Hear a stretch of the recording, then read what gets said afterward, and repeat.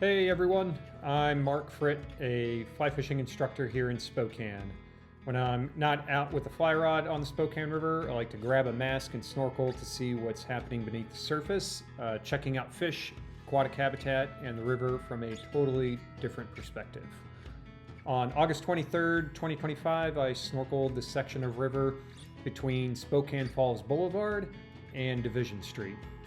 The water was cold enough that my hands went a little numb, and I even got a brain freeze after diving down a couple of times. I forgot my thermometer, but trust me, it was chilly. If you ever decide to snorkel here, I strongly recommend wearing a wetsuit. And also keep this in mind. Please stay upstream of the Division Street Bridge if you are snorkeling in this area. Swimming downstream of Division Street isn't allowed because of the danger posed by the Upper Spokane Falls Dam. That dam, the Upper Spokane Falls Dam, has a major effect on this stretch of river.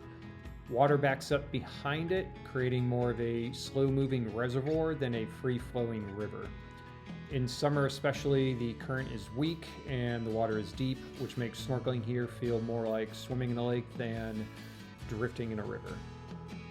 Visibility was fair. Some areas were clear enough to see fish cruising by, but in other places, like near the Centennial Trail Bridge, the water was cloudy and I couldn't really see the bottom at all.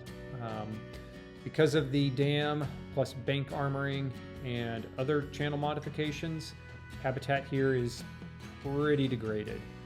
From bank to bank, there isn't much a diversity in terms of aquatic habitat.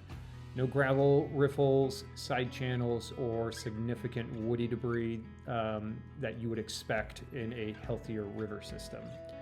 With that in mind, I wasn't surprised to see only a handful of fish.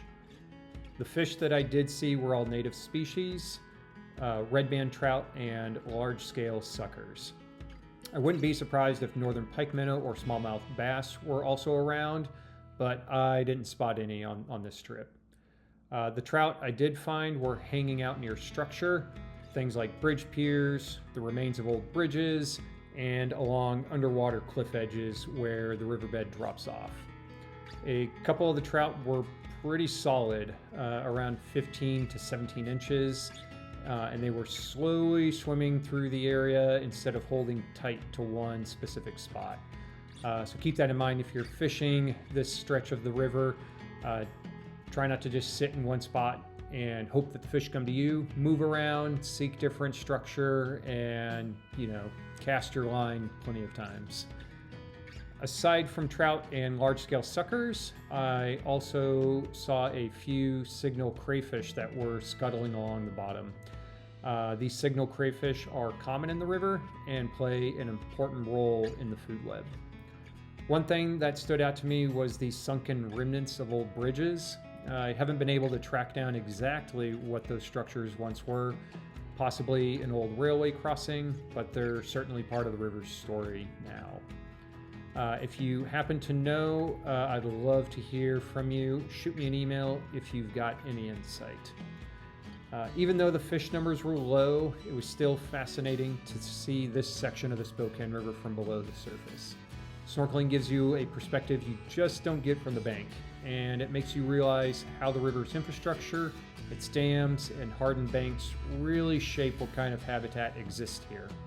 And yet, despite all those changes, native fish are still hanging on. Exploring like this reminds me how much there is to learn about a river and its inhabitants. Whether it's through fly fishing or snorkeling, it's a chance to connect with our fishing neighbors and see the city in a different way. If you'd like to learn more about the Spokane River, fishing, or ways you can explore it yourself, check out my website, flyfishspokane.com. Other websites and organizations to check out are Spokane Riverkeeper, Spokane Falls Trout Unlimited, and the Spokane River Forum. Thanks so much for watching.